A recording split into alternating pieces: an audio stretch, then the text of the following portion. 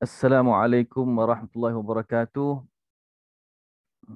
Alhamdulillah wassalatu wassalamu ala Rasulillah wa ala alihi wa sahbihi wa man walah. Allahumma ya daimal fadli ala al-bariyah ya basital ladayhi bil atiyah ya sahibal mawahibis saniyah salli ala sayyidina Muhammadin khairil wara sajiyah waghfir lana ya dhal ula fi hadhihi al-ashiyah amma ba'd. Masih pada musim majlis Puan Marina Osman. Seterusnya semua yang bersama mudah-mudahan kita dirahmati Allah. Baik, alhamdulillah hari ini kita dipertemukan dalam sebuah majlis yang sangat mulia yang disebut oleh Nabi, idza marartum bi riyadil jannati farta'u. Apabila kamu melalui taman-taman syurga maka singgahlah walau seketika. Farta'u, singgahlah walau seketika. Sahabat bertanya, qalu ya Rasulullah wa ma riyadul jannah, apa itu taman-taman syurga? Maka dijawab oleh Nabi sallallahu alaihi wasallam, majalisul ilmi, majlis-majlis ilmu. Dan saya sehingga hari ini masih lagi merasakan kelazatan ta'allum berbanding dengan ta'lim, mengajak. Sebenarnya belajar bagi saya adalah sesuatu yang sangat indah jika dibandingkan dengan mengajak.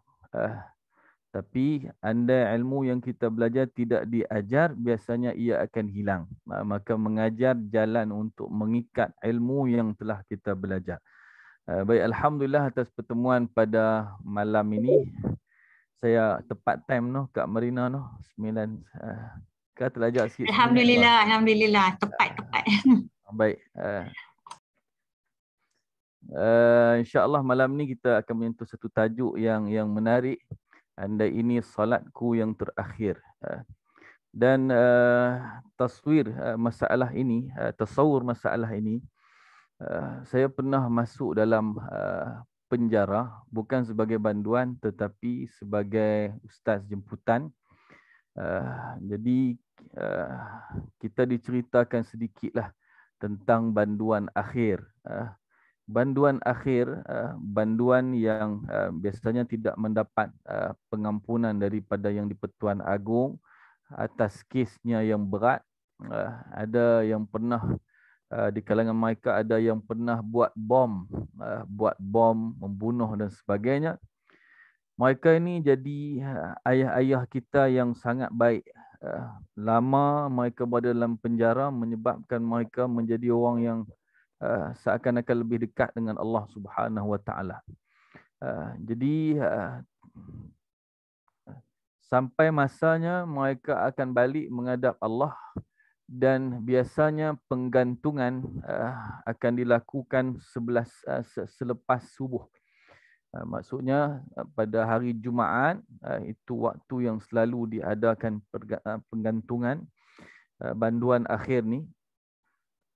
Maka mereka akan digantung pada hari Jumaat selepas mereka menunaikan solat fardu subuh. Jadi solat subuh itu adalah solat yang terakhir bagi mereka.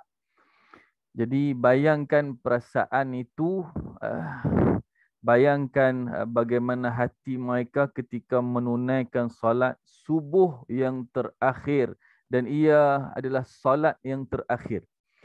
Selepas ini apabila semua pulang, kalau dia diampunkan Allah, kita diampunkan Allah, di syurga sudah tidak ada tempat untuk bersalat. Salat hanya di dunia, di akhirat tidak, kecuali kalau dia benar-benar inginkan, segalanya Allah beri. Jadi di sini saja tempat untuk kita salat. Jadi saya bila teringat macam mana detik-detik itu bagi banduan akhir, maka kita rasakan kemungkinan mereka mendapat husnul khatimah itu besar.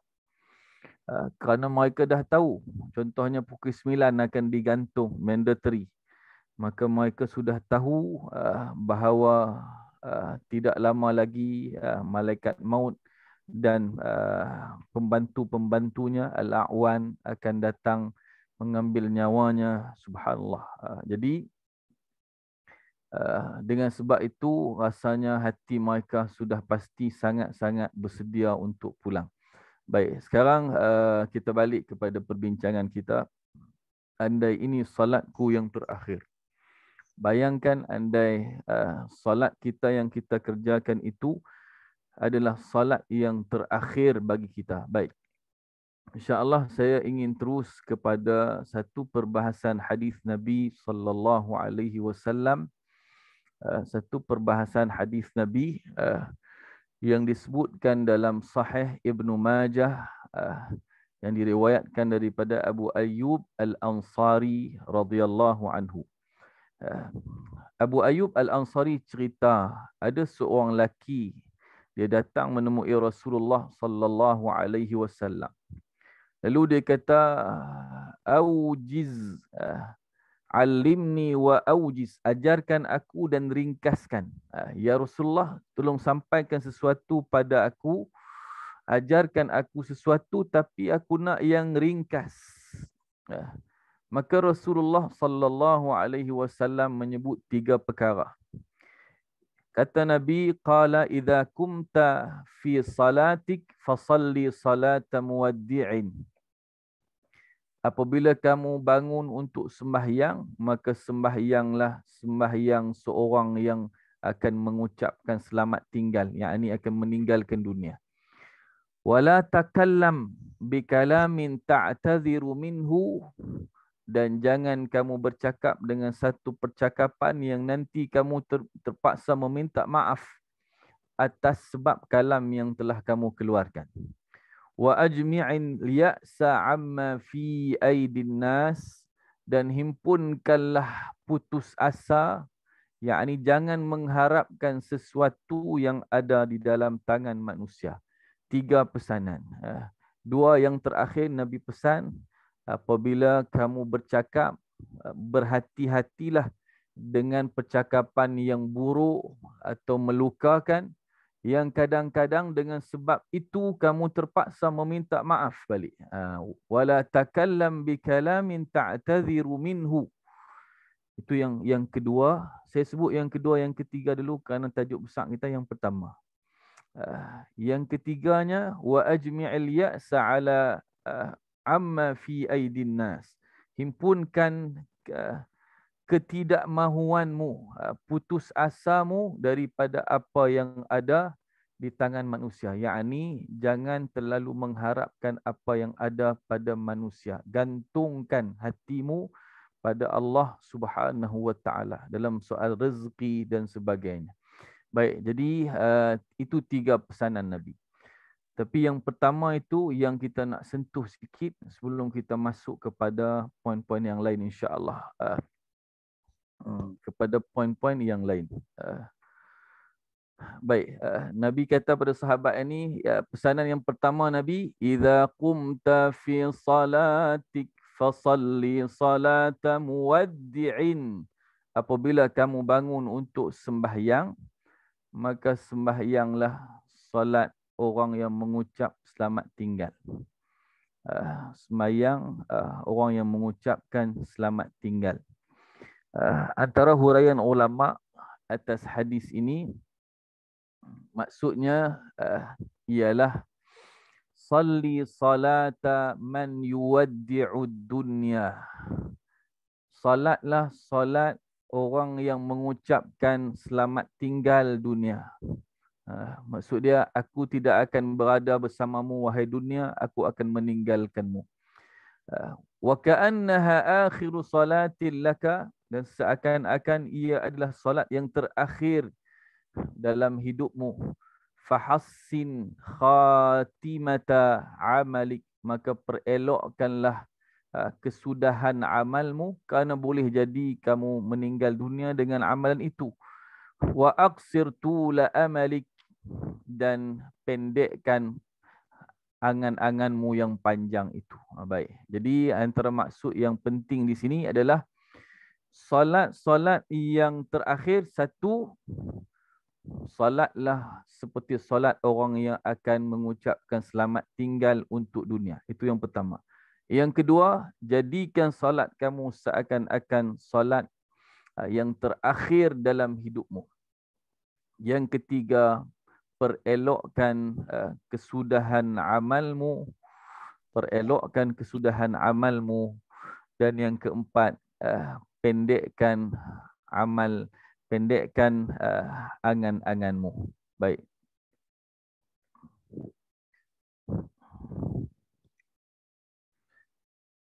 Hadis ni secara tidak langsung mengajar kita solat yang terbaik adalah solat yang kita merasakan itu solat selamat tinggal.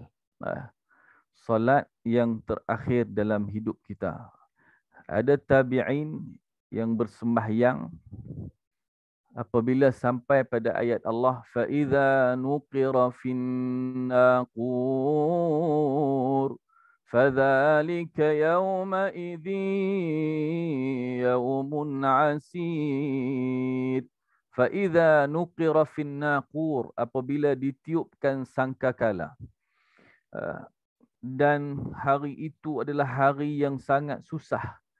Ada tabi'in ini jatuh dan terus meninggal dunia dengan sebab ayat tersebut. Maksud dia mereka berada di kemuncak kerinduan untuk pulang pada Allah. Mereka berada pada satu keadaan mereka merasakan mereka akan balik dan meninggalkan dunia ini.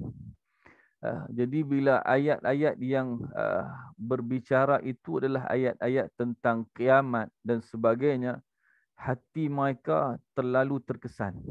Tangisan demi tangisan akhirnya jatuh sehingga menghembuskan nafas yang terakhir di situ. Baik. Saya tertarik dengan satu cerita. Saya selalu cerita dalam kelas. Tapi cerita ni bukanlah berkait solat, cuma kemuliaan yang ada kaitan dengan solat dan Al-Quran. Ada seorang ulama Mesir, alim Al-Quran di Mesir, namanya Syekh Amir Sayyid Uthman. Syekh Amir Sayyid Uthman. Beliau adalah ketua ulama Al-Quran Mesir pada zamannya. Antara yang pernah menjawab jawatan ketua ulama Quran Mesir, Syekhul Maqari bid-Diyaril Masriyah adalah Syekh Mahmud Khalil Khusali, Syekh Rizq Habbah dan sebagainya. Antara mereka adalah tokoh yang saya nak cerita ni sikit, Syekh Amir Sayyid Uthman.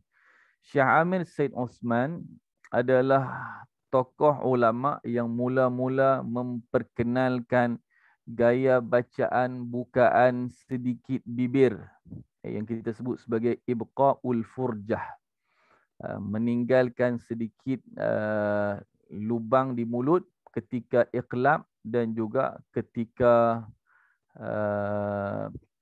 ikhfa syafawi. Baik, bila kita baca contoh mimba, asalnya rapat mulut, mimba, itbaqus syafatain, merapatkan dua bibir. Cuma bila main Syekh Amir Sayyid Uthman, beliau mengeluarkan ijtihad bahawa yang tepatnya adalah dengan merenggangkan bibir sedikit, membuka ruang sedikit. Min ba'd. Baik. Kedua-duanya betul. Sama ada rapat ataupun buka sedikit, tetapi yang lebih sahih yang datang daripada Rasulullah sallallahu alaihi wasallam adalah dengan merapatkan bibir. Mimba wahum bil akhirah. Sama, itu contoh untuk ikhfa syafawi. Wahum bil akhirah. Tak apa. Jadi kalau ditanya siapakah yang mula-mula mengeluarkan pendapat bahawa iqlab dan ikhfa syafawi mesti dengan bukaan sedikit mulut yang dipanggil ibqa'ul furjah, jawapan dia Syekh Amir Sayyid Uthman. Syekh Amir Sayyid Uthman ni 3 tahun sebelum kewafatannya, alim Mesir, diundang untuk menyemak mushaf Madinah. Jadi beliau lama juga berada di Madinah. Jadi 3 tahun sebelum kewafatannya suaranya hilang. Seorang qari, seorang yang alim dan juga qari, suaranya sedap, tapi 3 tahun sebelum kewafatannya suara dia hilang. Doktor mengesahkan dia tidak boleh dah membaca Al-Quran. Baik. Takdir Allah, 3 hari sebelum kewafatannya, jiran-jirannya bergembira kerana mendengar suara yang kuat yang sekian lama mereka tidak dengar. Suara yang sangat sedap. Rupa-rupanya Syekh Amir Said Osman, Allah kembalikan suara dia. 3 hari sebelum kewafatannya. Dia membaca Al-Quran 1 hingga 30 juzuk dengan semua riwayat-riwayat yang datang daripada Rasulullah sallallahu alaihi wasallam. Sehingga apabila dia menyempurnakan semua bacaan itu selepas 3 hari dalam solatnya, di luar solatnya, tahajudnya, fardunya, Allah Subhanahu wa taala menjemputnya kembali. Baik. Jadi solat dengan Quran sangat berkait. Solat dengan Quran adalah perkara yang sangat berkait. Jadi mana mungkin solat tanpa ada bacaan Quran? Tak boleh. Sekurang-kurangnya kena baca suratul Fatihah. Dalam mazhab kita, mazhab Syafi'i, insya-Allah kot semua Syafi'i lah. Kalau Pulau Pinang ada agak Hanafi kan. Syafi'i semua Kak Marina noh, insya-Allah noh. InsyaAllah, insyaAllah. Okey, tak apalah. Okey. Kalau dalam mazhab kita, mazhab Syafi'i, maka setiap rakaat wajib membaca suratul Fatihah sehingga sempurna. Kecuali rakaat apabila dia menjadi orang masbuq. Baik, jadi lagi sekali, kaedah umum dia, setiap rakaat, 17 rakaat sehari, mesti baca Fatihah dengan sempurna. 2 rakaat subuh, Fatihah pada 2 rakaat. 4 rakaat zuhur, Fatihah mesti dibaca sempurna pada 4 rakaat. Begitulah juga asar 4 rakaatnya, maka 4 Fatihahnya. Maghrib 3 rakaatnya, 3 Fatihah yang dibaca sempurna. Dan Isyak 4 rakaat, maka 4 rakaatlah kita membaca Fatihah. Jadi 4 kali Fatihah. Semuanya 17 rakaat, 17 kali Fatihah. Kecuali kalau kita menunaikan salat jemaah dan kita makmum, kita sampai lewat. Imam dah fasalli li rabbika wanhar. Kita baru takbir. Allah, aku salat fardu maghrib 3 rakaat mengikut imam kerana Allah Ta'ala. Kita baru masuk, imam pun rakaat. Allahu Akbar. Kita pun terus rakaat. Tidak disuruh untuk kita menyempurnakan Fatihah. Baca sekadar yang mampu. Kalau mampu baca Bismillahirrahmanirrahim, Alhamdulillahirrabbilalamin, cukup. Imam Allahu Akbar, kita terus Allahu Akbar, rakaat. Rakaat masbuk dimaafkan untuk tidak menyempurnakan Fatihah. Adapun rakaat lain, sama ada dia imam, sama ada dia salat sebagai munfarid, salat sendiri, atau dia makmum pada rakaat yang dia tak masbuk, maka dia kena sempurnakan Fatihah. Jadi sembahyang dengan Quran tak boleh pisah. Sembahyang dengan Al-Quran tak boleh pisah. Dan kekuatan hafazan Al-Quran seseorang itu ada dalam sembahyang. Ada dalam sembahyang. Baru ini seorang lelaki daripada tanah Arab telah berjaya mengkhatamkan 30 juzuk Al-Quran dalam 30 dalam salatnya, yakni rakaat pertama sahaja. Khatam 30 juzuk pada rakaat pertama dalam masa 7 jam. Baru-baru ini diulang beberapa kali di radio Zayan, Zayan FM. Dia khatam Al-Quran 30 juzuk dalam satu rakaat sembahyang, bukan rakaat kedua lagi, dan dia mengambil masa 7 jam untuk khatam. Subhanallah. Jadi sukarlah ada orang yang macam tu pada zaman ini. Kalau zaman dulu itu biasa. Zaman dulu. Sayyidina Uthman bin Affan khatam Al-Quran dalam satu rakaat sembahyang. Itu biasa. Itu biasa. Sayyidina Uthman bin Affan. Tamim Ad-Dari radhiyallahu anhu, sahabat ni juga di antara mereka yang mengkhatamkan Al-Quran dalam satu rakaat sembahyang. Dan satu cerita yang diceritakan oleh seorang lelaki bernama Mis'ar, ketika dia sampai di sebuah masjid, dia mendengar daripada kejauhan seorang lelaki yang membaca Al-Quran dalam solatnya. Maka dia menghampiri lelaki ini, tetapi dia belum lihat rupa sebenar siapa lelaki ini. Dari jauh dia mendengar bacaan lelaki ini. Kata lelaki ini dalam hati, mungkin orang yang bersolat ini akan berhenti apabila sampai 1/3 Al-Quran. Ternyata selepas 1/3 Al-Quran, pada rakaat yang pertama dia terus baca. Kata lelaki ini lagi, mungkin dia akan berhenti apabila sampai setengah Al-Quran. Ternyata lelaki ini meneruskan salat. Walaupun sudah lebih setengah Al-Quran, sudah lebih daripada 15 juzuk.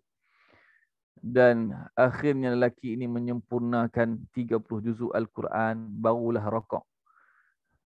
Apabila dia cuba mengintai siapakah lelaki ini yang sebenarnya, rupa-rupanya lelaki itu adalah Imam Abu Hanifah An-Nu'man, Imam Mazhab Hanafi.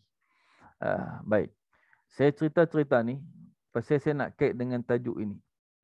Mereka sembahyang rasa tidak puas. Bacaan Quran berjalan terus.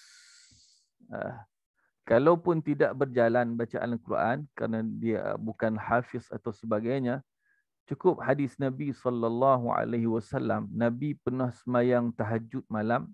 Hadis ini sahih. Nabi ulang satu ayat sahaja. Satu ayat. Daripada malam sampai pagi. In tu'adzibahum fa innahum ibaduk.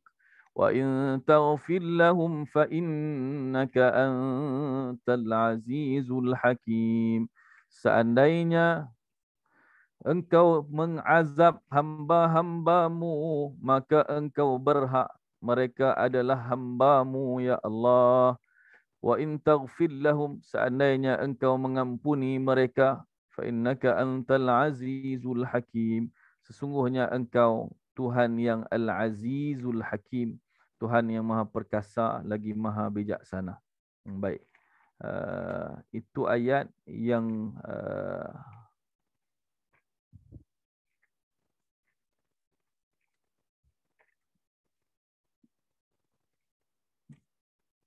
sekejap, saya Suratul Maidah ayat pada muka surat kedua akhir.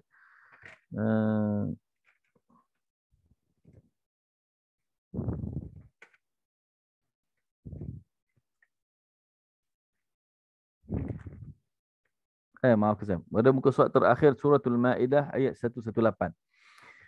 Nabi mengulang ayat itu daripada malam sampai pagi. Maksud dia tidak ada perasaan jemu. Orang yang sembahyang dengan salat muwaddi'in, salat orang yang mengucapkan selamat tinggal, maka dia tidak akan pernah jemu. Subhanallah. Baik.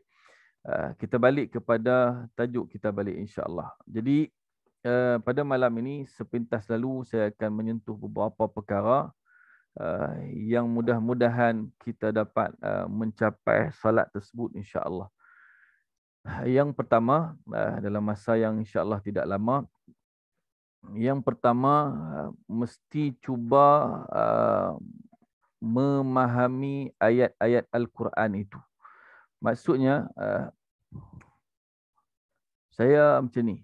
Saya ada juga kurang setuju dengan pendapat yang meletakkan bahawa khusyuk mesti dengan pandai terjemahan Al-Quran. Betul, satu sudut betul. Kita tak mungkin khusyuk kalau kita tak faham ayat Quran itu. Daripada satu sudut sahih.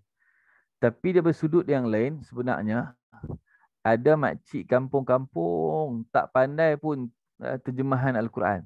Tapi semayangnya lebih baik daripada pakar bahasa Arab yang ada PhD. Hati dia tu lebih jernih daripada orang yang ada profesor bahasa Arab. Dia angkat takbir Allahu Akbar, terjemah tak tahu. Terjemah tak tahu. Naik gerek pergi masjid. Tapi mustahil tak benda ni berlaku, khusyuk datang pada makcik ni? Tak mustahil. Tak mustahil.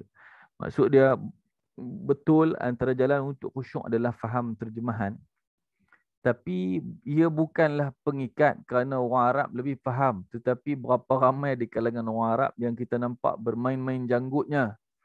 Ni tak khusyuk dah. Ulama letakkan dua syarat. Khusyuk mestilah dengan sakatal jawarih. Yang pertama,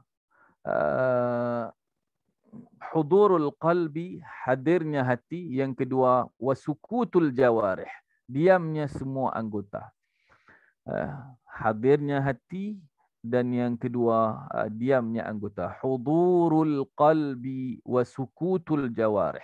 Jadi bila bermain-main janggut ni, memang tak khusyuk dah. Tak khusyuk. Sayyidina Ali kalau nak semayang, tidak berpaling ke kanan dan ke kiri dah. Sebelum semayang tu dah ketakutan. Jadi kalau masih boleh main janggut, boleh tarik serban, ini antara bukti kurangnya khusyuk. Baik, tapi ada orang, ibu-ibu kita di kampung, dia tak faham bahasa Arab apa pun. Mengaji Quran pun kadang sederhana, ya, fahamlah sikit-sikit. Ustaz mengajak ma'arif sukun, fahamlah. Main minggu depan lupa pula. Ma'arif sukun dia kata Mak Iwat. Yang dia kenal Mak Ramli kampung dia, Mak Said. Ataupun Mak Din. Atau orang kampung dia kenal. Tapi tak mustahil dia semayang malam, bangkit tahajud, teriak mamu yang mata. Jadi terjemahan itu baik. Kefahaman makna itu dituntut. Tapi janganlah terlalu diberat-beratkan, terutamanya ibu-ibu kita yang 70-an, 80-an. Tak ada nak belajar semua ayat Quran terjemah. Mampu, tapi bagi sebahagian orang tak mampu. Maka adakah kita tutup pintu untuk dia khusyuk? Kerana kita kata kena faham terjemah. Dia dah umur 82 dah, nak pergi terjemah pun tak ada dah. Maka habaq kat dia kata, bawa hati makcik. Faham ayat apa? Faham satu ayat pun sikit pun jadi lah. Fatihah faham apa? Maksud dia fokus pada ayat tu tanpa dia faham seluruhnya, tapi dia fokus. Contoh, makcik yang tahu Bismillahirrahmanirrahim, Ar-Rahim tu makcik tahu Tuhan yang Maha Penyayang. Jadi dia duduk fokus tu ya. Ya Allah, dia munajat dengan Allah. Hati dia bercakap, ya Allah, aku ni tak pandai apa, tapi aku tahu Engkau Maha Penyayang. Aku semayang kerana aku nak dekat dengan Engkau, ya Allah. Hati dia berbisik dengan Allah. Bukankah sembahyang itu adalah munajat? Munajat. Ketika sahabat bertanya Nabi, adakah Tuhan kami jauh atau Tuhan kami dekat? Kalau jauh kami nak angkat suara sikit. Kalau dekat kami nak berbisik. Nabi kata, Tuhan kamu dekat.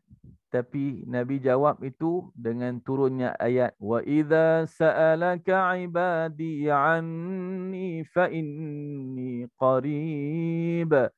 Apabila ditanyakan oleh hamba-hambaku kepadamu wahai Muhammad, katakan bahawa sesungguhnya aku dekat. Aku dekat. Jadi semayang ni munajat. Munajat. Kalau kita ingat lagu apa? Lagu Ustaz Asri Ibrahim. Munajatku padamu Tuhan, ampuni dosa ku masa silam, sempurnakanlah kehidupanku. Okey, cukup. Nah, ini konsert pula. Baik. Saya dulu tekong nasyid sekolah. Lah ni menyanyi kat bini pun tak mau dengar. Menyanyi piah dalam kuliah. Baik. Jadi balik kepada cerita tadi. Salat yang pentingnya adalah kita hadir hati.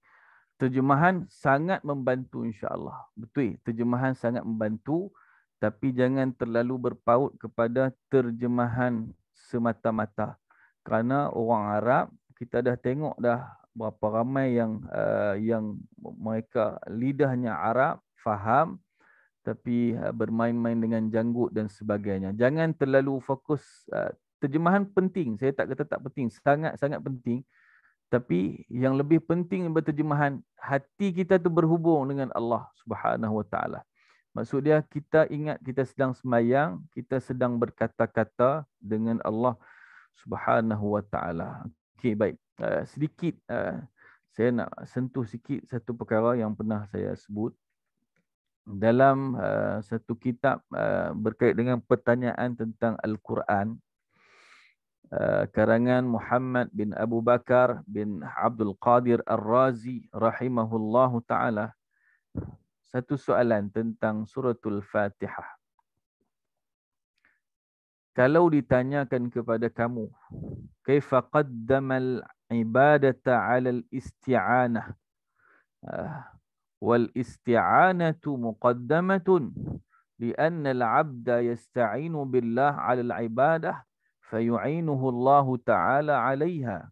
Okay, kalau orang tanya satu soalan, pasal apa Allah pada iyyaka na'budu wa iyyaka nasta'in? Ini contohlah, contoh bila kita nak faham. Kalau tak mampu faham terjemah, ada kawan-kawan kita yang cerdik, dia mengaji bahasa Arab, sat ya boleh. Tak apa, tapi ada yang lambat. Mula-mula boleh fa'ala, fa'ala, fa'alu, fa'alat, fa'alata, fa'alna, fa'alta, fa'altuma, fa'altum, fa'alti, fa'altuma, fa'altuna, fa'altu, fa'alna. Lepas tu dia mula fa'il mudhari' pula. Ya fa'alu, ya fa'alani, ya fa'aluna, taf'alu, taf'alani, ya fa'alana, taf'alu, taf'alani, taf'ala, taf'alu, taf'alani, taf'aluna, taf'alina, taf'alani, taf'alna, af'alu, naf'alu. Tu gagah lagi. If'al, if'ala, if'alu, if'ali, if'ala, if'alna. Lepas tu tukar pula pi perkataan lain. Kataba, kataba, katabu, katabat, dia mula dah. Dia mula. Tak semua orang boleh pandai bahasa Arab. Allah nak bagi, Allah bagilah. Tak apa. Macam tu kat Quran. Ada orang yang 10 tahun dah, tapi yang baru mengaji setahun, kadang-kadang lebih baik pada dia. Baik. Jadi yang pentingnya, kita nak cari satu ayat yang boleh jentik hati kita supaya kita terus khusyuk. Hak tu ya. Baik, Fatihah sudah pasti kerana dia dibaca pada setiap rakaat. Okey, baik. Jadi soalan ditanyakan kepada alim besar ini, Muhammad Ar-Razi rahimahullah taala, dia kata, pasal apa Allah mendahulukan ibadah daripada memohon pertolongan? Ibadah lebih didahulukan daripada isti'anah. Na'budu lebih dahulu daripada nasta'in. Pasal apa tak baca iyyaka nasta'in wa iyyaka na'bud?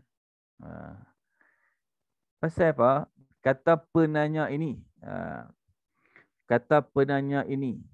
Bukankah sebelum nak ibadat kena minta tolong ke Allah?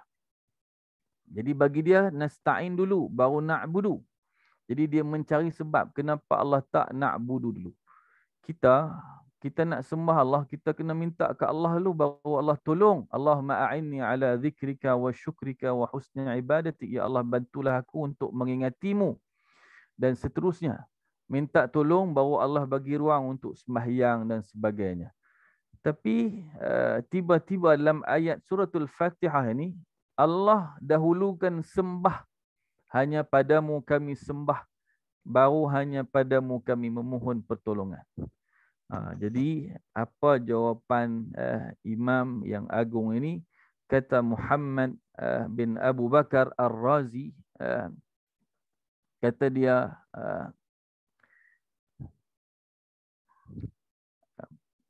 al-wawu la tadullu ala at-tartib anna al-murada bihadhihi al-ibadah bihadhihi al-ibadati at-tauhid وهو مقدم على الاستعانة على أداء سائر العبادات فإن من لم يكن موحدا لا يطلب الإعانة على أداء العبادات.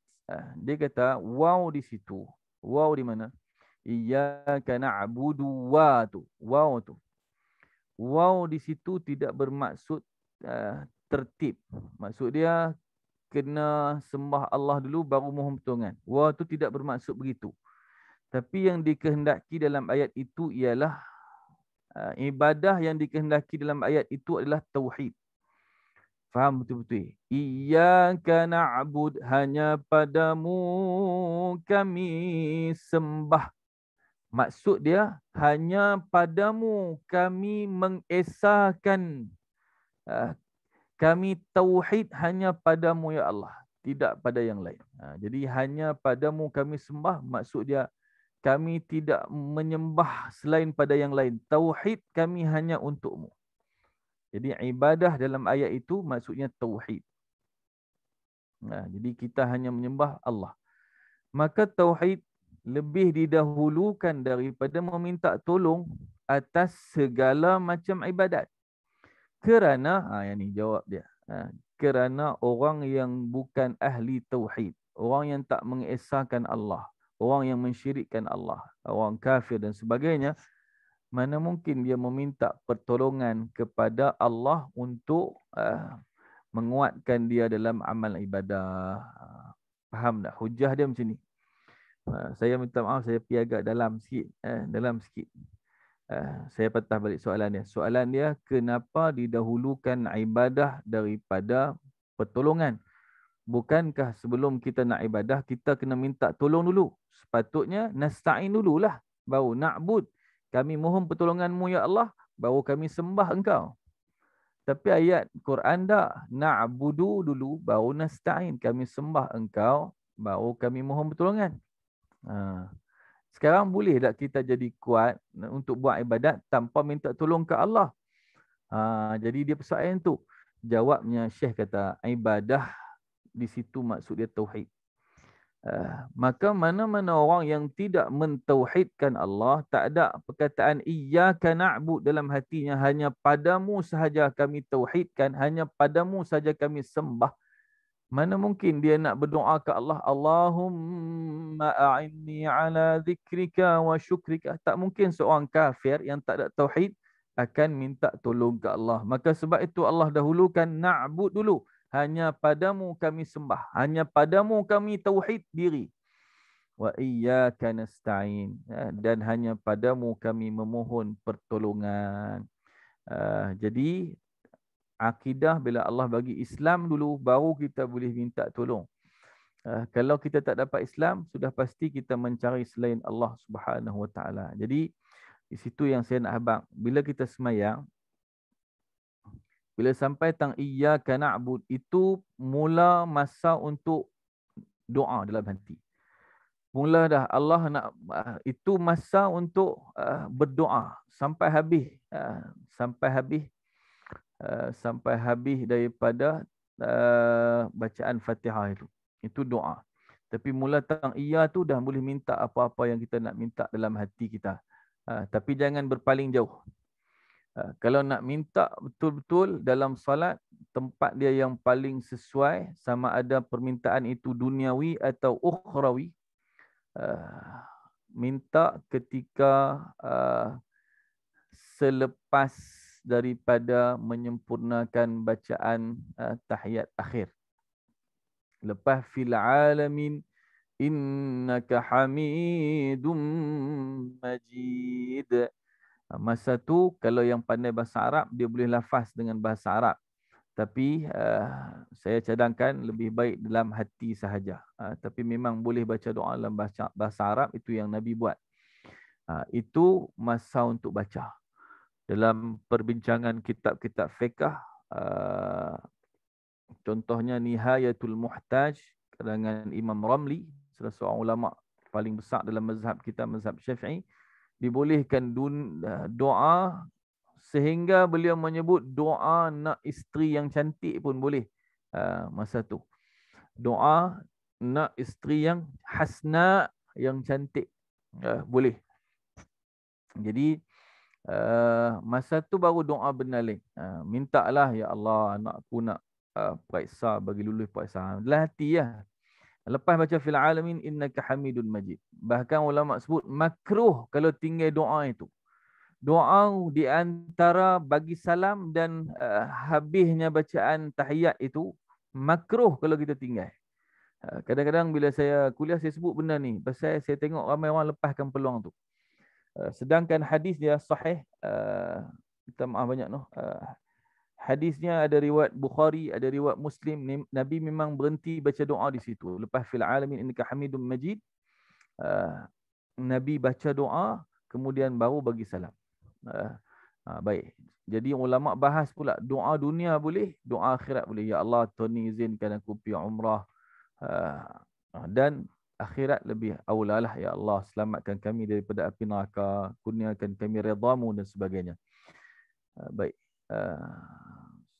Saya ada masa berapa lama lagi noh, Kak Marina, Puan Marina?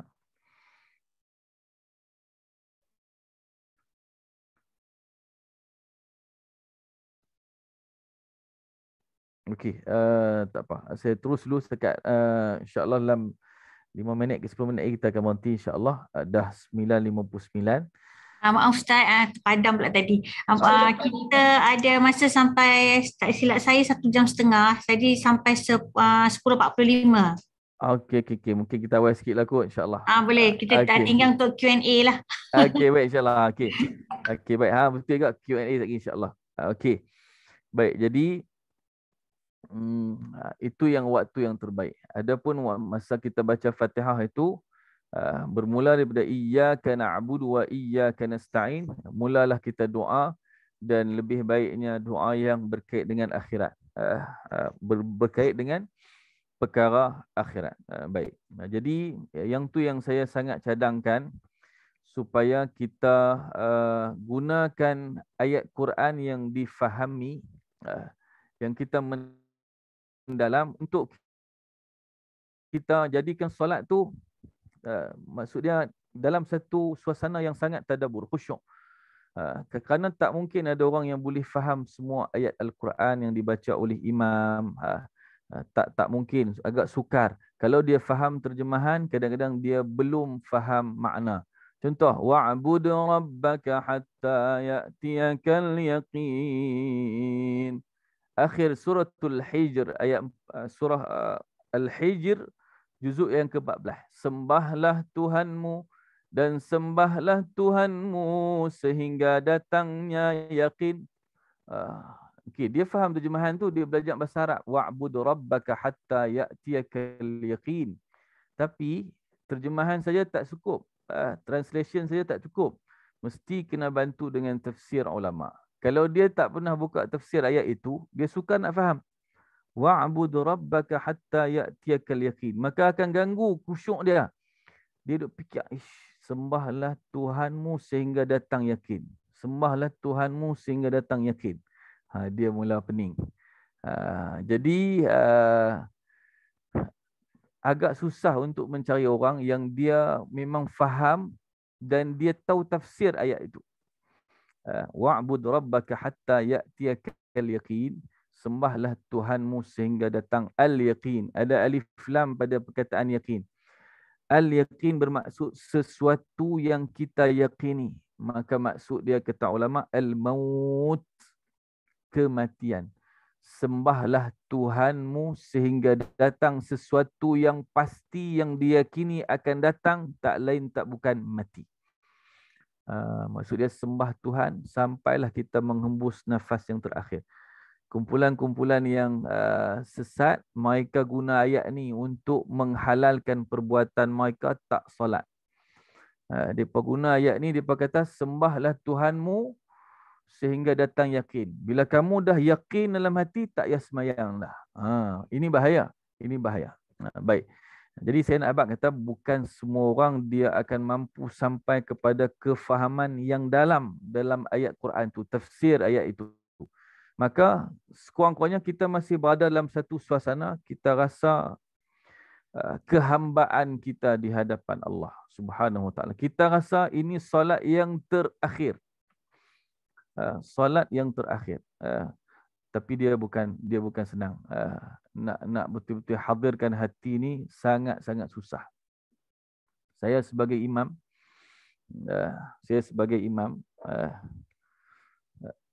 kita berlawan dengan pujian manusia kadang-kadang.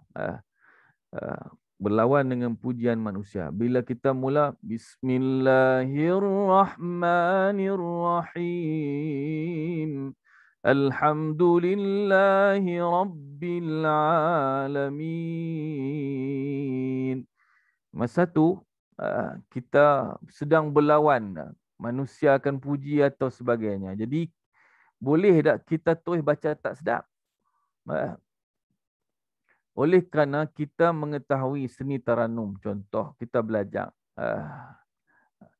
Baik. Lepas tu kita pun tukarlah lagu. Bismillahirrahmanirrahim. Hijaz. Alhamdulillahi Rabbil Alamin. Baik. Tiba-tiba dia main dalam hati. Dia kata, hang riak.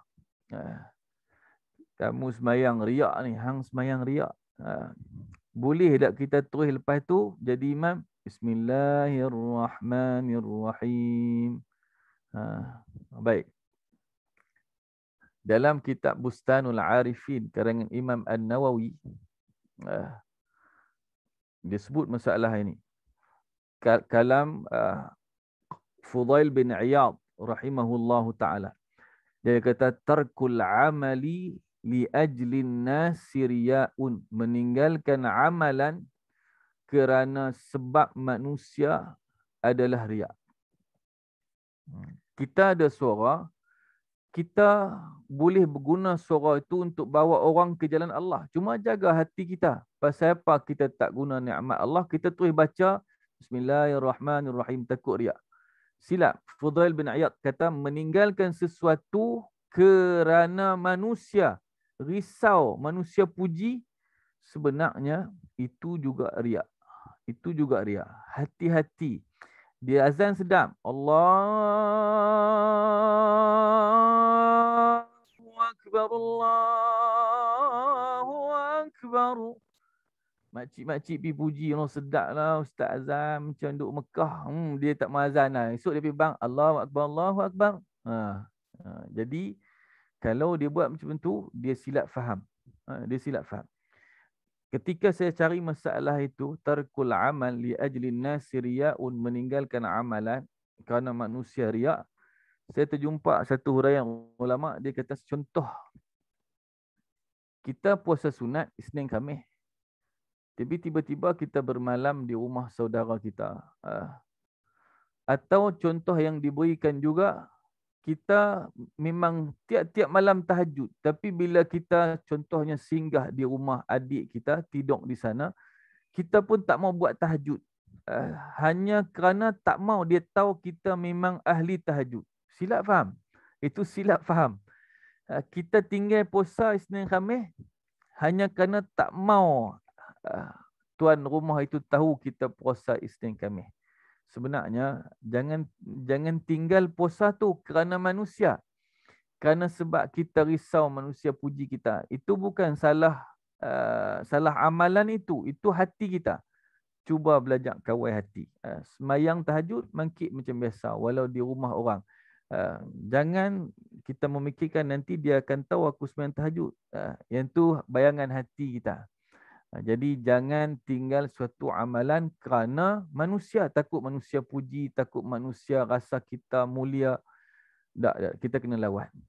Orang yang tinggal sunat Isnin Khamis, puasa hanya kerana pergi rumah jiran, tak mau bagi jiran tahu atau adik-beradik tahu, dia tersilap dalam masalah itu. Jangan tinggalkan sesuatu kerana manusia. Kalau tinggal kerana Allah tak apa. Jangan buat sesuatu kerana manusia, jangan tinggal sesuatu kerana manusia. Jangan, itu maksud dia. Saya rasa jelas dah itu. Maksud dia buat sesuatu kerana Allah. Kalau nak tinggal sesuatu pun, mestilah kerana Allah Subhanahu Wa Taala juga. Okey, baik. Jadi, bila kita jadi imam, dia akan ganggu. Percayalah.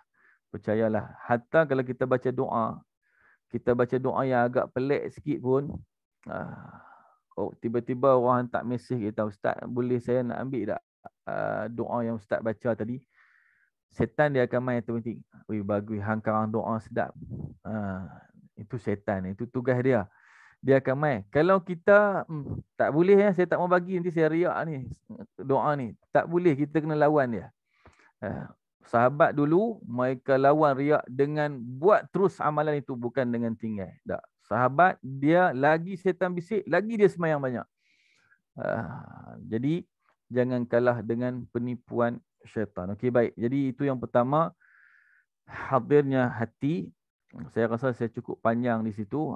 Yang kedua, jaga sebutan-sebutan di dalam bacaan. Masing-masing orang, masing-masing Allah bagi kemampuan. Saya sendiri kalau macam sin, kurang sofirnya, tak sempurna sin. Kerana barisan gigi saya tidak sagrun ratilun. Gigi yang sama dia memberi kesan pada sebutan. Gigi yang sama. Perkataan tartil datang daripada perkataan sagrun ratilun. Sagrun maksud dia barisan gigi yang ratilun tersusun. Jadi bacaan yang tartil, bacaan yang ikut tajwid tersusun gitu. Macam gigi yang tersusun. Baik, jadi tak apalah, kita boleh dekat mana nasta'in. Walaupun tak sepuas yang kita nak, jadilah kita boleh sebut nasta'in. Orang Arab lagi tajam bunyi sofi dia, sedap bunyi, tajam bunyi sin dia itu. Baik, masing-masing orang dalam hal bacaan Allah bagi masing-masing kemampuan, tapi perbaiki. Fatihah terutamanya perbaiki, kerana Fatihah hanya ada 2 yang dimaafkan. Ini memang saya tulis di Facebook saya selepas saya mengkaji beberapa kitab fiqh. Ada 2 sahaja kesalahan yang dapat dimaafkan pada bab menukar huruf dalam Fatihah. Yang pertama, dad bertukar jadi dha. Dad bertukar jadi huruf dha. Waladhdall, dia baca waladhdallin, dia keluar lidah. Waladhdallin. Sepatutnya waladhdall, guna tepi lidah. Dia baca waladhdallin, itu tepat. Tapi dia guna ujung lidah dikeluarkan. Makhraj huruf lithawiyah. Waladhdallin. Yang tu dimaafkan. Masih ada ulama yang mengatakan tidak batal salat apabila dad bertukar jadi dha. Itu satu. Yang kedua, yang kita tahu dimaafkan, masih ada ruang untuk kemaafan, masih ada ruang untuk mengatakan salat orang itu sah apabila qaf bertukar jadi al-qaful mutaraddidah, qaf yang berulang alik. Dia mustaqim, dia bukan qaf yang sebenar. Mustaqim seperti bacaan sebahagian para habaib keturunan Nabi di Hadramaut. Mustaqim, kan orang Yaman khususnya di bahagian sana Hadramaut, Hudaidah dan sebagainya, mereka bila sebut gala Rasulullah. Qala, qa itu qaf, dia bertukar jadi gala. Jadi qaf mereka di tengah-tengah antara qaf dengan ghain. Gala Rasulullah, idh gala Allah, idh gala Rabbuka. Jadi bila mereka baca Quran, ihdinas siratal mustaqim, gim, yang ni masih ada kemaafan. Boleh tengok dalam kitab Bughiyah Al-Mustarshidin, karangan Mufti Hadramaut pada zamannya Al-Ba'lawi rahimahullahu ta'ala. Baik, jadi yang tu saja. Dad jadi dha, qaf jadi qaf al-mutaraddidah. Qaf yang ulang alik antara qaf dengan ghain. Adapun huruf lain, hak tu kena talaqi dengan guru lah, semak. Dan saya selalu pesan, kalau tak mau semak dengan guru, semak dengan kawan-kawan. Ramai kawan-kawan yang pandai tajwid. Kawan-kawan lagi senang daripada ustaz-ustazah. Ustaz-ustazah segan sikit. Kawan-kawan kita, kalau kita talaqi kat dia, kita boleh 2 benda. Satu, tawadhu', rendah diri. Pasal kita boleh rendah diri dengan kawan. Yang kedua, kita lebih selesa. Nak tanya apa lebih senang. Sebab itu jangan rugikan diri bila ada kawan yang pandai tajwid, kita tinggal. Jadi minta kat dia, semak Ustaz bacaan aku boleh tak? Sebut akulah kan bila baik. Kalau kurang rapat biasanya sebut saya lah. Saya. Kalau sampai boleh kata aku dengan kawan tu, kawan baik lah. Hang semak Ustaz bacaan aku. Baik, jadi suruh dia semak bacaan kita. InsyaAllah kalau memang betul-betul guru pun sahkan ada huruf yang tak disebut, itu lain. Tapi cuba dulu insyaAllah. Jadi bacaan itu antara perkara yang penting. Kemudian perkara-perkara yang lain saya sebutkan tadi yang terakhir lah kot. Jaga pergerakan kita, jangan banyak. Dalam sembahyang kita tidak boleh bergerak 3 kali berturut-turut. Tak boleh 3 kali berturut-turut. Mesti 1, 2 berhenti sat. 1, 2 berhenti sat. Jadi macam kita berjalan. Kalau ada kekosongan di depan atau di kanan kiri, saya ambil depan. 1, 2 berhenti sat. Jangan 3 kali berturut-turut. Itu perkara yang batal. Kerana di sana ada orang faham dia 1, 2, 3 tak batal. Tak. 1, 2, 3 dah batal. 1, 2 berhenti. 1000 langkah tak apa. Dengan syarat 1, 2 berhenti sekadar masa subhanallah. Bukalah mana-mana kitab fiqh, semua menyebut macam tu. Dalam mazhab Syafi'i. 1, 2. Jangan lebih 1, 2. Sebab itu ada orang tanya hukum pegang handset. Kalau nampak Ustaz, dia semayang, contoh handset di sini ya. Dia semayang, dia bila imam jadi imam, dia nak tarik handset, dia nak tengok. Ataupun senang, dia bawa Quran satu. Quran, dia bolam pakit dia. Orang lelaki lah biasanya. Perempuan belum ada lagi rasanya telekong yang poket duduk sini. Baik, jadi dia pun letak dalam pakit. Dia dah lipat siap-siap muka surat Al-Quran yang dia nak semak imam baca. Jadi bila imam baca, dia pun amin. Mula dia tarik keluar. Daripada sini, dia tarik terus. Baru kira 1. Okay. Jadi cukup lah. Dan bila dia dah pegang macam ni, maksudnya dia dah ada masa subhanallah bahkan lebih. Bila imam tadi dah habis baca, terus masukkan dalam pakit. Maka tidak ada apa yang membatalkan sembahyang. Pergerakan tangan, dia 1, 2 dikira 1. Ada pendapat lain lah. Tapi ini salah satu pendapat yang saya talaqi. Okay. Maksud dia berbeza dengan kaki. Kaki 1, 2. Setiap pergerakan dikira 1. Adapun yang tangan, dan ikutnya 1, 2. Tapi dikira baru 1.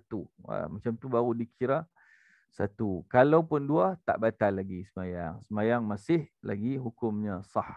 Maka itu antara sebahagian yang kita ingat. Kalau boleh, tak payahlah bergerak, senang. Yang paling senang. Pernah saya ditanya Ustaz, kalau saya tengah berdiri, tiba-tiba gatai dekat ibu jari kaki. Sudah nak jawab soalan tu. Dia tanya soalan, dia tengah berdiri semayang, gatai di ibu jari kaki. Macam mana nak buat? Takkan nak angkat sebelah lutut macam kungfu tu kan? Garu. Jadi nak tak nak dia kena tunggu masa turun lah. Kalau dia bongkokkan masa tengah berdiri lebih daripada qadar dia rokok, dia turun, dia nak garu ibu jari kaki tu, boleh jadi batal sembahyang dia kerana dia dah sampai pada had rokok. Maka nak tak nak dia kena turun ke bawah juga. Dia kena turun ke bawah, tunggu masa satgi di bawah baru dia boleh garu. Garu contohlah. Batal? Tak batal. Letak tangan dan garu dengan ibu jari. Yang ni tak apa. Kerana dianggap ini anggota kecil. Tapi di sini, telapak tangan sampai ke sini, ini adalah anggota besar. Maka tak boleh bergerak. Jadi bila nak garu, letak, garu dengan jari telunjuk. Itu contoh. Tapi kalau benar-benar khusyuk, biasanya tak ingat dah nak garu. Kalau kita tengah menangis, kita semayang depan Kaabah, kita dah tak ada masa untuk fikir tentang gatal dan sebagainya, tak ada. Tak ada masa dah untuk itu. Jadi penutupnya sebelum saya serah balik pada pengerusi majlis, bagi orang yang pernah pergi ke tanah suci Mekah, ke tanah suci Madinatul Munawwarah, terutama bila nampak Kaabah. Kali pertama kita nampak Kaabah, kali itu air mata kita mengalir. Dan bila tiba-tiba masuk waktu Allahu Akbar, Allahu Akbar, asyhadu an la ilaha illallah. Masa tu ayat mata berlinangan. Tiba-tiba imam pula semayang. Allahu Akbar, Allahu Akbar. Maka suasana ketika kita boleh tengok Kaabah, suasana sembahyang, saat tu kalau orang nak minta beli, tak ada bayaran yang kita boleh terima. Kita takkan terima. Saat tu adalah saat yang paling indah kita semayang dengan cukup khusyuk depan Kaabah. Jadi kita nak yang tu. Rasa macam kita baru tengok Kaabah. Sembahyang ketika itu, Masya Allah. Saat yang sukar kita gambarkanlah. Saat yang sangat indah. Semayang kita memang kita tak fikir lain. Rasa satu kepuasan khusyuk. Itulah solat sahabat-sahabat. Bahkan kita tahu Nabi kita sallallahu alaihi wasallam, Nabi tak pernah melancong. Bukan kita salah melancong, tak. Nabi dia bukan melancong. Semua duit dia untuk sahabat dia. Sehingga Nabi orang kaya yang jadi miskin serta merta. Setiap kali ada harta rampasan, habis duit itu semua, Nabi ada bahagian dia dalam harta rampasan. Semua yang dapat, semua infak. Jadi miskin balik Nabi. Baik. Jadi Nabi melancong tak? Nabi tak melancong kok lah berjalan ke Yaman ke Syria ke. Ada masa muda Nabi pergi berniaga. Tapi sebenarnya rehat Nabi, melancong Nabi dalam semayang tu. Arihna biha ya Bilal. Rehatkan kami dengan solat wahai Bilal. Bila Bilal mula Allahu Akbar, Allahu Akbar, Nabi dah mai kegembiraan tu. Semayang Nabi itulah nikmat, menghilangkan segala letih Nabi sebagai seorang presiden, seorang ayah, seorang panglima yang mengetahui kumpulan perang, seorang imam, Nabi juga muallim, guru, semua tugas Nabi galah. Penat itu hilang masa semayang. Oh dahsyat. Kita tak boleh bayanglah kualiti semayang Nabi dan kualiti semayang sahabat-sahabat. Cuma kita boleh cuba untuk mendekatinya andai kita selalu ingat bahawa ini solatku yang terakhir. Baik. Saya pernah cuba tapi dan 2 hari. Lepas 2 hari dia hilang lah. Betul, pernah cuba. 2 hari dia rasa betul-betul semayang tu macam lah dah. Aku nak balik dah. Lepas habis semayang ni, maka orang akan ucap inna lillahi wa inna ilaihi raji'un. Hanif Azmir bin Hashim telah kembali. 2 hari. Lepas tu dia hilang perasaan tu. Yang tu yang susah nak jaga. Dia boleh tapi kita kena jaga cukup-cukup perasaan tu. InsyaAllah kalau kita boleh jaga, semayang kita sangat-sangat berkualiti. Lalu kita menjadi insan yang lebih baik, bermanfaat pada umat. InsyaAllah. Saya serahkan balik pada Puan Marina insyaAllah. Wallahu'alam. Terima kasih Ustaz. Sama. Atas penerangan Ustaz. Alhamdulillah. Saya rasa hari ini kita belajar banyak tentang andainya ini sujud terakhirku ataupun maupun solat terakhirku. Jadi saya bacakan Ustaz dulu, ada soalan daripada jemaah. Okay. Ustaz, bagaimana seharusnya kita respon apabila dipuji kerana amalan kita supaya tidak timbul riak pada hati dan pada pandangan manusia? Baik, Datuk Fadil Haji Awang, beliau adalah mufti Kedah sekarang. Datuk Fadil Haji Awang juga merupakan salah seorang penasihat utama tabung haji lah, antara mufti yang menjadi penasihat utama tabung haji. Beliau pernah menyampaikan kuliah dan beliau menyebut antara doa yang baik dibaca adalah Allahumma ja'alni fi aini saghira, ya Allah jadikan aku pada pandangan mataku kecil. Maksud dia dia nampak diri dia tak ada apa. Jadi dia akan ada rasa rendah diri. Wa fi a'yunin nasi kabira, tapi di sisi mata manusia besar. Manusia tengok dia segan, oh segan lah, baiklah dia, pemurah, dermawan, tapi dia nampak dia tak ada apa. Allahumma ja'alni fi aini saghira, ya Allah jadikan aku pada pandangan mataku kecil. Insan biasa, insan kerdil. Wa fi a'yunin nasi kabira, tapi pada pandangan manusia lain, manusia melihat dia tokoh besar, orang hebat, orang mulia. Baik, jadi bila orang puji kita, kalau kita baca ada hadis, saya teringat ada hadis.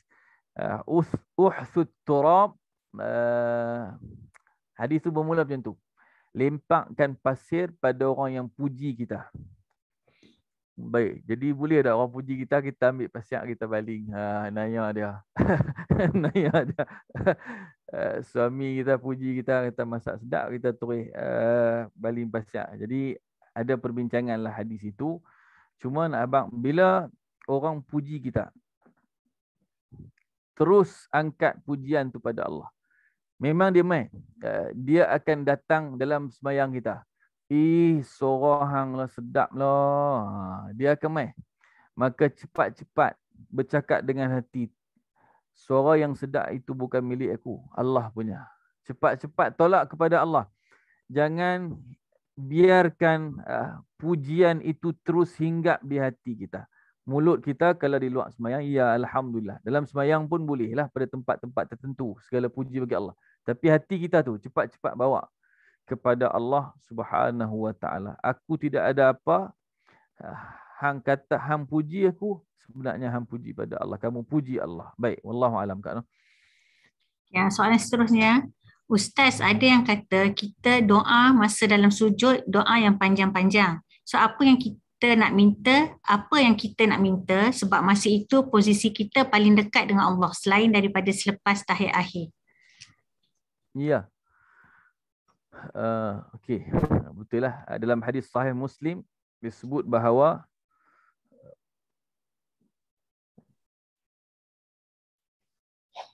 aqrabu ma yakunul 'abdu min rabbih wa huwa sajidun fa'akthiru fihi ad-du'a. Sedekat-dekat keadaan hamba dengan Tuhannya adalah pada keadaan dia sujud. Maka perbanyakkan padanya doa. Saya sentuh sikit sebelum saya jawab soalan ni. Ada permasalahan dalam hadis ini. Hadis ini sahih Muslim. Hadis ini menjadi dalil bahawa orang yang banyak rakaat sembahyang lebih baik daripada orang yang sedikit rakaat sembahyang. Ada satu masalah, saya taswir dulu masalah ni. Saya tasawur dulu, saya sentuh secara sepintas dulu. Dua orang hamba, mereka ada masa 1 jam untuk tahajud malam. Fulan yang pertama sembahyang 2 rakaat, tapi dia berdiri lama, baca Quran lama. Dia sembahyang sejam dalam malam tahajud, 2 rakaat. Seorang lagi sembahyang 20 rakaat. Yang mana satu lebih baik? Sejam digunakan untuk 2 rakaat, tapi berdiri lama, atau sejam digunakan untuk 20 rakaat dengan banyak rakaat dan sujud. Mazhab kita, mazhab Syafi'i, berpegang bahawa yang pertama lebih baik. Berdiri lama lebih baik. Kerana hadis juga riwayat Imam Muslim, afdalus salati tulul qunut. Afdal sembahyang adalah yang panjangnya qunut. Qunut maksudnya qiyam, berdiri. Jadi lagi lama kita berdiri dalam sembahyang, lagi banyak pahala. Sebab itu Sayyidina Uthman, Tamim Ad-Dari sembahyang 1 rakaat habis 30 juzuk. Okey, no. Jadi mazhab Syafi'i kata yang sembahyang 2 rakaat dalam sejam itu lebih baik daripada yang sembahyang 20 rakaat. Tapi mazhab lain antaranya Hambali kata tak, yang lebih rakaat ni lebih baik kerana aqrabu ma yakunul 'abdu min rabbih wa huwa sajidun. Sedekat-dekat keadaan hamba dengan Tuhannya adalah ketika dia sujud. Lagi-lagi banyak sujud, lagi dekat dia dengan Allah.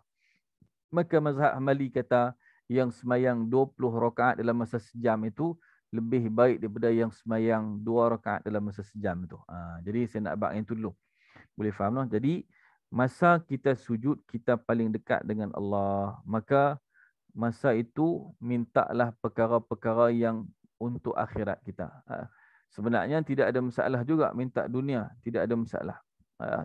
Semayang bukan bererti putus terus dengan dunia. Sebab itu tidak dimakruhkan untuk semayang tutup mata. Pasal apa? Bila kita tutup mata, kita tidak tahu orang buta lalu depan jatuh dalam longkang. Jadi kita biarkanlah kerana kita dah tak nampak. Tutup mata. Jadi semayang bukan berarti terus putus dengan dunia luar. Tak. Ada hubungannya lagi. Makmum dia nak tengok pergerakan imam. Jadi macam mana kalau imam bergerak sampai lebih daripada 3 kali, dia perlu mufaraqah. Okey. Baik, jadi tidaklah salah kalau kita berdoa perkara-perkara duniawi dalam keadaan kita sujud. Cuma yang lebih baiknya sudah pastilah yang akhirat. Tak lain, yang paling penting untuk kita adalah Allah jaga iman kita, Allah jaga Islam kita. Rabbana la tuzigh qulubana ba'da idh hadaitana. Itu yang paling utama. Ya Allah, jangan engkau cabut daripada hati kami hidayahmu sudah engkau anugerahkannya kepada kami. Itu yang utama. Di samping minta kejayaan dunia dan akhirat dan mati husnul khatimah, mati dalam keadaan mati yang baik. Banyak dah kita jumpa kawan kita yang mati, subhanallah. Ya, kita pun cemburu dengan kematian. InsyaAllah kita sambung kat soalan yang seterusnya insyaAllah. Ada soalan lagi ke? Kalau ada lah insyaAllah. Ustaz, saya nak tanya satu soalan ni. Tadi Ustaz cakap berdoa dalam sujud tu. Saya pernah dengar, saya tak ingat saya dengar siapa cerita dengan saya ataupun dia dari hadis. Sujud perbanyakkan solat, perbanyakkan sujud, perbanyakkan doa dalam sujud. Yeah. So adakah sujud tu dikira kita berdoa sujud terakhir saja ke, atau setiap kali kita sujud tu kita boleh berdoa selain pada tasbih yang kita baca? Okey, baik. Menjadi amalan yang masyhur di Malaysia, biasanya sujud yang terakhir tu akan dipanjangkan. Tapi sebenarnya sujud yang dimaksudkan dalam hadis tadi, hadis sahih Muslim, adalah semua sujud. Semua sujud. Bila kita sujud, maka masa tu telah datang masa untuk berdoa dan saat-saat untuk ijabah, untuk kemakbulan doa. Dia tidak khususkan akhir sujudika fi salah, sujud yang akhir bagi dalam solat, tak. Dia sebut mana-mana sujud. Jadi memang sujud ini adalah rukun yang panjang. Kalau kita bincang dalam fiqh pun, sujud memang rukun yang panjang. Dia takkan batal kalau kita sujud lama mana pun, dia tak batal. Lain dengan i'tidal contohnya, tak boleh lama-lama. Duduk antara dua sujud, tak boleh lama. Dalam mazhab kita lah, dalam mazhab kita, i'tidal tidak boleh berlama-lama. Sami'allahu liman hamidah atau bacaan lainlah yang datang daripada hadis. Kemudian terus sujud, tak boleh lama. Adapun sujud, dia memang boleh dipanjangkan. Sujudlah baik. Cuma kalau panjang-panjang sangat takut tidur ya. Okay, soalan seterusnya. Okay, silakan. Ustaz, biasa kita buat solat sunat dahulu sebelum solat fardu. Sedang solat tiba kita, sedang solat tiba kita terlupa kita solat ini solat sunat ke solat fardu. Jadi macam mana tu Ustaz? Kita semayang, dia solat selalunya kita solat sunat rawatib tu sebelum kita solat fardu. Jadi lepas dia dah habis buat solat sunat dia, bila dia nak solat lagi dia lupa yang tadi tu dia solat sunat ke dia solat fardu. Jadi macam mana tu Ustaz? Saya belum pernah ditanya soalan ini. Dia tengah solat dia terlupa, masa dia terlupa dia tengah solat tu sunat ke fardu. Macam itulah saya faham. Betul tak Masya? Dia tidak pasti sama ada solat itu sunat atau fardu. Ketika dia sedang solat. Kadang-kadang ustaz Uh, diorang solat mungkin panjang. ya, saya Ha, memang tidak pasti jawapan kepada masalah ini, tapi memang saya pernah baca. InsyaAllah nanti saya akan hantar pada insyaAllah Puan Marina jawapan daripada soalan ini insyaAllah. Memang ada dalam kitab masalah ini. Cumanya saya dah lama meninggalkan bidang ini. Menyemak kitab-kitab fiqh ni banyak tumpu pada kitab-kitab dalam bidang Quran. InsyaAllah nanti saya akan semak balik soalan tu. Tapi memang ada insyaAllah. okay, InsyaAllah kita nanti Ya, dapatkan jawapan pada ustaz. Kemudiannya, ustaz soalan saya satu lagi. okey, Kata terus Abah. ketika kita sujud, kita berdoa, kita campurlah bahasa Arab dia, bahasa Melayu ada. Yang bahasa Melayu tu sebab tak tahu bahasa Arab dia. Jadi kita campur bahasa Melayu dalam hati. Tapi katalah ketika kita sedang sujud berdoa dalam bahasa Melayu dalam hati tu, tiba-tiba terkeluar sedikit ayat bahasa Melayu tu. Kira solat kita batal ke tidak? Batal tak? Rasa-rasa? Kalau saya faham batal lah Ustaz. Okey. Okey. Ada sebuah kitab karangan Tuan Guru Haji Cik Kok Diang. Kok Diang dia. Jadi Tuan Guru Haji Cik ni memang betul-betul Tuan Guru. Memang alim betul. Dia mengarang sebuah kitab namanya Sulamus Sibyan. Sulamus Sibyan. Baik. Jadi dalam kitab itu sebenarnya walaupun kitab itu kitab yang dipanggil tangga untuk anak-anak kecil, Sulamus Sibyan, tapi dia banyak menakalkan daripada kitab-kitab besar. Masalah tak sengaja tercakap sesuatu. Tak sengaja. Boleh tapi jangan lebih 6 perkataan secara uruf. Perkataan tu 6 perkataan secara uruf. Apa maksud 6 perkataan secara uruf? Macam ni. Dia ada contoh yang lebih kurang macam ni. Contohlah kita tengah semayang.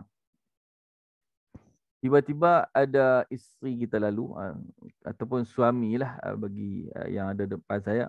Suami kita lalu, tiba-tiba kita terlupa di kita semayang. Abang. Abang. Nak pergi mana tu? Dikira satu perkataan. Padahal kalau kita kira secara tepat, abang, nak pergi mana tu? 7 lah. Abang, nak pergi mana tu? 7 perkataan. Tapi dikira satu kali waqaf tu, dikira satu perkataan secara uruf. Jadi batal ke tak batal? Pasal tak sampai 6 perkataan. Dia diambil daripada hadis Nabi sembahyang tak cukup rakaat hari itu. Allah sengaja melupakan Nabi untuk faham rakaat. Habis sembahyang, sahabat tanya, "Aku siratis salah, adakah sembahyang telah dipendekkan?" Jadi Nabi duk bercakap tu dengan sahabat, duk bersoal jawab. Dak sembahyang tak jadi pendek. Jadi ulama kias daripada beberapa perkataan Nabi itu kepada 6 perkataan secara uruf. Satu uruf tu maksudnya satu kali berhenti. Nak pi mana? Satu. Orang yang di luar sembahyang jawab, nak pi ke Shah Alam, contoh. Nak buat apa tu? 2 perkataan. Nak buat apa tu kalau kita kira banyaklah. Tapi sekali berhenti tu dikira uruf. Jadi sebenarnya balik pada soalan tadi, kalau seseorang itu berdoa dalam bahasa Melayu di dalam hati, tiba-tiba terkeluar di lidah. Dia duduk sujud, ya Allah, insya-Allah tidak ada apa yang batal kerana dia bercakap secara tidak sengaja.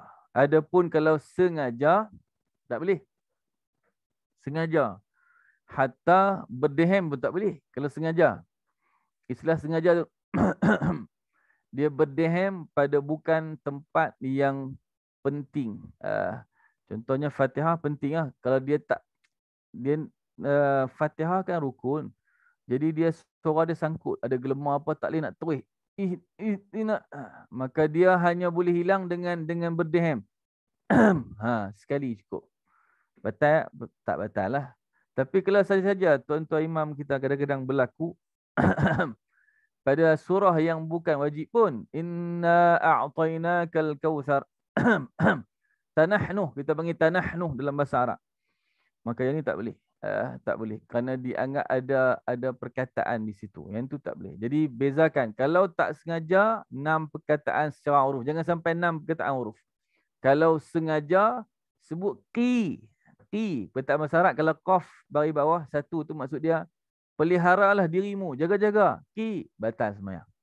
Kalau sengaja, sangat mudah untuk batal apabila bercakap. Tapi kalau tak sengaja, susah. Okay. Wallahu'alam. Okay, Ustaz, tadi Ustaz sebut ya Allah tu bukan Arab ke Ustaz? Ikut maksud kita. Okay. Sebab saya selalu sebut dalam sujud. Tapi saya maksud saya, ya Allah tu wahai Allah lah. Kalau saya faham bahasa Melayu dia lah. Ikut orang yang memaksudkan. Kalimah tu kalimah Arab. Okay, baik. Yang telah digunakan sekian lama oleh kita. Kita pengguna ya Allah. Ya Allah. Walaupun bahasa kita yang tepat wahai Allah kan. Tapi ya Allah pun saya rasa tidak ada pakar bahasa Melayu yang kata salah. Ya Allah. Jadi kalau ni kita panggil dakhil lah. Kataan luang yang masuk dalam bahasa kita yang kita gunakan lama. Jadi ikut maksud Kak sendiri. Kalau Kak rasa bahasa Arab, jadi bahasa Arab lah. Okay, InsyaAllah. Soalan seterusnya Ustaz, kita ada masa lagi sikit. Ustaz, kalau kita solat tahajud tapi dalam keadaan mengantuk sehingga tertidur sebentar, adakah batal solatnya? Tertidur batal. Tapi kalau terlelap, boleh sama tak bahasa kita terlelap dengan kawan-kawan kita di tempat lain? Terlelap ni maksud dia terlelap dia sekejap sangat. Sekejap sangat. Kalau sampai tertidur ni dia lama lah, dia lama. Siap dengan dengkuran pula, sudah. Ustaz, maksudnya terlelap Ustaz, bukan tertidur, terlelap. Ya, okey. Pak Amalia Osman saya nampak tu. Lelap. Okey, betul. Jadi kalau terlelap tidak batal. Selagi tidak berubah lah. Contohnya selalunya biasanya kalau orang lelaki dia keluar kerja awal, sebelum subuh dia dah keluar, dia singgah sembahyang di masjid. Tiba-tiba macam hari ni lah sujud saya dah panjang. Jadi dia pun terlelap sekejap. Tidak batal. Itu tidak batal. Wallahu alam bisawab. Okey, ada pernah terlelap mengigau, pernah terlelap dan mengigau, terkeluar. Tadi tu. Itu sahabat sambut. Okey, ada soalan lagi ke? Kalau terlelap dan bercakap ni pelik sikit lah. Okey, ada soalan Kak Zubaidah, teruskan. Kena cakap, tulis payah sikit. Ustaz, sila apa? Kalau kita nak qiyam lama kan, ya. Kalau macam Sayyidina Osman dia boleh khatam satu Quran. Macam saya ni memang tak mampulah. Jadi katalah dalam proses nak hafaz beberapa surah pendek-pendek yang ujung-ujung tu kan. Tabarakalladzi biyadihil mulk dan sebagainya kan. Ar-Rahman kan. Okey. Lepas tu bila baca contohnya surah Qaf. Lepas tu separuh jalan lupa pula. Lepas tu boleh ke lompat ke surah Az-Zariyat, surah At-Tur. Boleh ke macam tu? Boleh. Okey. Memang kalau kita sembahyang dan kita cuba mengulang ayat Al-Quran, dia pasti akan lupa. Jadi kalau ada di kalangan kita yang ikut mana-mana program ustaz-ustazah di luar sana yang sangat baik insya-Allah program untuk hafal, maka teruskan. Memang macam tu hafazan. Sebelum saya sambung ni, hafazan tahap pertama adalah ketika kita hafaz seorang diri. Lepas tu yang kedua, kita baca hafazan itu perdengarkan pada kawan. Yang ketiga, hafazan itu semakin kukuh bila kita baca pada guru. Kerana guru dia gemuruhnya lain berbanding dengan kawan. Kalau masa depan guru tu tak sangkut, insya-Allah dia sangat kuat dah. Tahap yang keempat adalah ketika kita boleh baca dalam solat. Jadi nak naik satu tahap tu memang akan lupa lah. Tadi kita heran, tadi baca siang depan guru tak sangkut. Tiba-tiba malam tahajud sangkut. Itu biasa, itu memang rutin biasa. Kalau tak sangkut memang biasanya memang dia tak selalu dengan Quran. Memang akan sangkut, confirm. Jadi bila kita sangkut, jangan lemah semangat. Kita nak sambung tak boleh. Ayat Quran tak boleh reka. Jadi berhenti. Bila sangkut, berhenti. Maka boleh kita pindah contohnya tadi daripada surah Qaf berpindah kepada suratul Zariyat. Waz-Zariyati Dharwa. Okey. Pindah ke surah lain dulu. Jangan terus kita berhenti, nanti kita hilang semangat. Maksud dia, kalau tak mampu tersangkut pada surah ini, pindah terus mengulang pada surah yang lain. Supaya semangat untuk ulang kaji hafazan itu, murajaah itu tidak hilang. Boleh pindah terus. Tidak ada masalah. Wallahu a'lam. Kita ada 2 soalan lagi Ustaz. InsyaAllah lepas ni kita tutup. Ustaz, macam mana nak jadikan solat sebagai kerehatan? Yang tu yang Rasulullah tadi tu. jawab tu. Saya pun tak sampai. Saya betul-betul ada seorang guru saya. Dia kata, ustaz saya. Dia kata, ana duk cari solat yang khusyuk. Sampai hari ni tak jumpa. Maksud dia, solat dia kalau 3 minit tu tak ingat apa. Melainkan hanya Allah, akhirat, lagu tu. Jadi yang tu yang guru saya lah. Saya pun rasa bukan senang nak capai 3 minit semayang, 5 minit semayang. Semuanya tak lari langsung hati kita. Susah.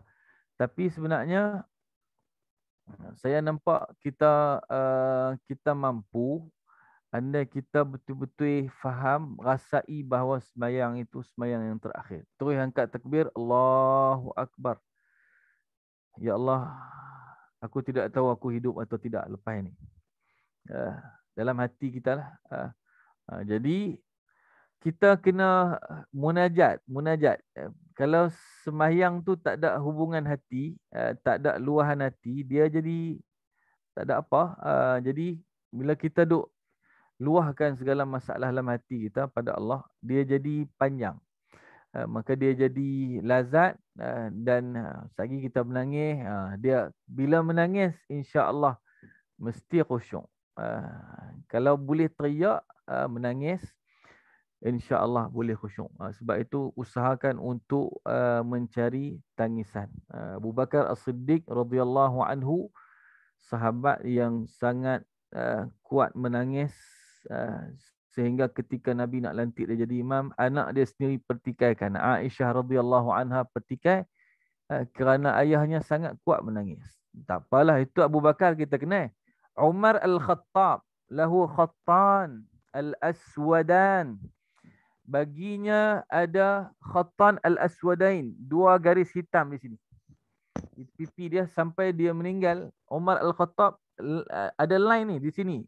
Nampak garis untuk linangan air mata dia. Oh, sangat kuat menangis sampai kesan di pipi dia nampak ni. Jadi kalau kita boleh menangis, usahakan terutama malam lah tahajud. Tahajud memang senang menangis biasanya. Usahakan untuk menangis. Dan kalau menangis insya-Allah boleh. Dan kadang-kadang kalau malam lah kita duduk seorang-seorang, kita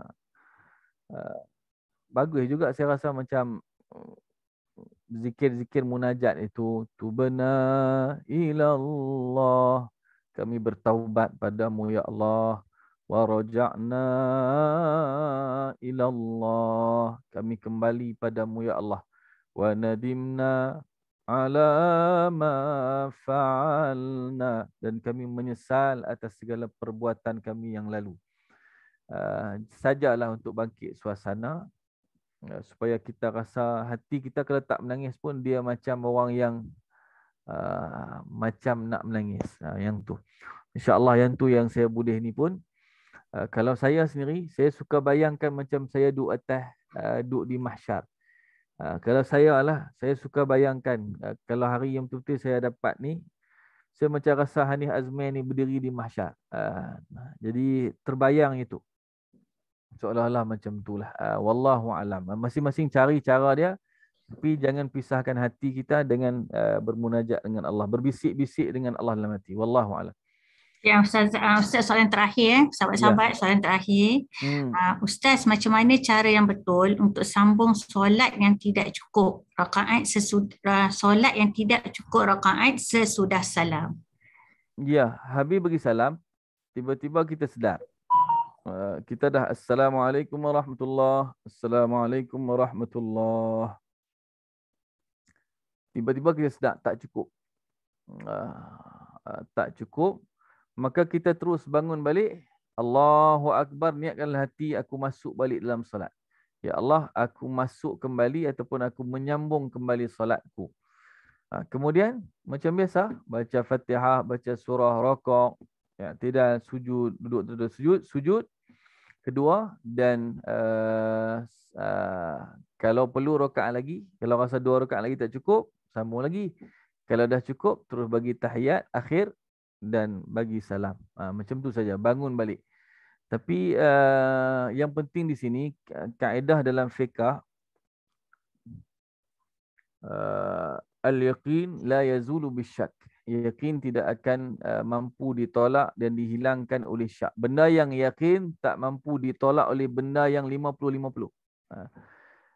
Antara masalah yang berkait dengan kaedah ini, al-yaqin la yazulu bisyak ataupun al-yaqin la yuzalu bisyak, yakin tidak boleh dihilangkan dengan syak, adalah apabila kita semayang 3 rakaat ke 4 rakaat, 3 ke 4, ambil yang sikit. Kerana yang sikit itu yakin dah kita buat. Kita sekarang rakaat 3 ke 4. Ambil yang sikit. Katakan pada hati kita, aku di rakaat ke-3. Aku ni dah rakaat ke-2 ke baru rakaat pertama. Maka ambil yang sikit. Sikit rakaat pertama. Jadi katakan rakaat pertama. Jadi kemudiannya sempurnakan sembahyang dengan anggapan tadi. Anggapan kita di rakaat pertama. Katalah subuh, kita rakaat pertama. Kerana itu anggapan kita, masuk 1 rakaat lagi, sempurnakan. Okey, kemudian sujud sahwi. Kalau tak sujud, tak apa tak Kak Marina? Dia tinggal rakaat. Tak apa Ustaz. Tak apa. Pasal apa? Sujud sahwi adalah sunat sahaja. Allah Ta'ala. Okey. Habis ke insyaAllah? Okey, insyaAllah tak ada soalan lain Ustaz. Minta maaf terlebih masa kita. Tak apa Jadi, insyaAllah. saya ucapkan terima kasih pada Fadil Ustaz yang bersama dengan kita pada malam ini. Moga dapat menjawab, dapat mengupas soalan yang tajuk kita pada malam ini. Andai ini adalah sujud kita yang terakhir. Dan saya sebelum kita menutup majlis kita, saya mohon Ustaz untuk membacakan sedikit doa lah buat kita jemaah semua pada malam ini. Silakan Ustaz. Bismillahirrahmanirrahim. Alhamdulillahirabbil alamin wassalatu wassalamu ala Rasulillahil amin wa ala alihi wa sahbihi ajma'in. Ya Allah, ya Tuhan kami, ampunilah dosa-dosa kami, ya Allah. Dosa ibu dan ayah kami, dosa guru-guru kami, dosa pasangan hidup kami, dosa zuriat-zuriat kami, dosa mereka yang menyayangi kami, dosa seluruh umat Muhammad sallallahu alaihi wasallam. Ya Allah, ya Tuhan kami, jadikan kami di kalangan insan hamba-Mu yang diizinkan salat sehingga dia menghembuskan nafas yang terakhir, ya Allah. Izinkan kami, ya Allah, jika dapat menghembuskan nafas yang terakhir dalam salat, ya Allah. Ya Allah, ya Tuhan kami, jangan Engkau uji kami dengan sakit dan sebagainya, seperti Engkau menguji sebahagian daripada saudara-saudara kami, sehingga mereka yang awalnya kuat salat, ya Allah, akhirnya meninggalkan salat. Ya Allah, jangan Engkau pisahkan kami dengan salat, ya Allah, sehinggalah kami menghembuskan nafas yang terakhir sebagai mereka yang muqimus salah, mereka yang mendirikan salat. Ya Allah, jadikan daripada kalangan zuriat-zuriat kami, ya Allah, anak-anak kami, cucu-cucu kami, mereka-mereka yang mencintai salat, ya Allah, suka untuk sembahyang, ya Allah, diizinkan dahinya sujud, diletakkan ke bawah menyembah-Mu, ya Allah. Ya Allah, jangan Engkau pernah mengharamkan kami dan zuriat kami daripada meletakkan dahi, ya Allah, menyungkur diri, merendah diri kepada kemuliaan dan keagungan-Mu, ya Allah. Ya Allah, ya Tuhan kami, kurniakanlah kami khusyuk dalam salat, ya Allah. Seandainya kami beroleh khusyuk, ya Allah, tidak ada harta yang lebih bernilai, ya Allah, kerana Engkau telah menjanjikan kejayaan. Qad aflahal mu'minun, telah berjayalah orang-orang yang beriman. alladzina hum fi salatihim khashi'un, yang dalam sembahyang mereka khusyuk ya Allah. Ya Allah ya Tuhan kami, jadikan salat kami salat yang berkualiti ya Allah, salat yang benar-benar menghubungkan hati kami denganmu ya Allah. Ya Allah ya Tuhan kami, sampaikan salam sayang kami, rindu kami kepada kekasih hati kami yang mengajar kami salat, Nabi kami Muhammad sallallahu alaihi wasallam. Ya Allah, katakan kepada baginda umat mencintainya, katakan kepada baginda kami merinduinya ya Allah. Ya Allah ya Tuhan kami, bukakan rezeki kami ya Allah. Bukakan rezeki kami ya Allah, sehingga kami mampu menziarahi baginda ya Allah, mengucapkan salam kepadanya ya Allah di masjid yang dibinanya, Masjid An-Nabawi. Ya Allah ya Tuhan kami, kurniakan kami kebahagiaan dunia dan akhirat, tenangkan hati kami di dunia dan di akhirat ya Allah. Bukakan rezeki dunia kami ya Allah, dan jangan jadikan hati kami tergantung pada makhlukmu dalam urusan rezeki ya Allah. Bukakan keberkatan pada rezeki kami ya Allah. Ya Allah ya Tuhan kami, kurniakan kami kekayaan yang sebenar-benarnya, kekayaan abadi, kekayaan hakiki, kekayaan ketika Engkau redha kepada kami ya Allah, dan Engkau tempatkan kami dalam syurga-Mu. Amin amin ya rabbal alamin. Sallallahu ala sayyidina wa nabiyyina Muhammadin wa ala alihi wa sahbihi wa barik wa sallim. Alhamdulillahi rabbil alamin.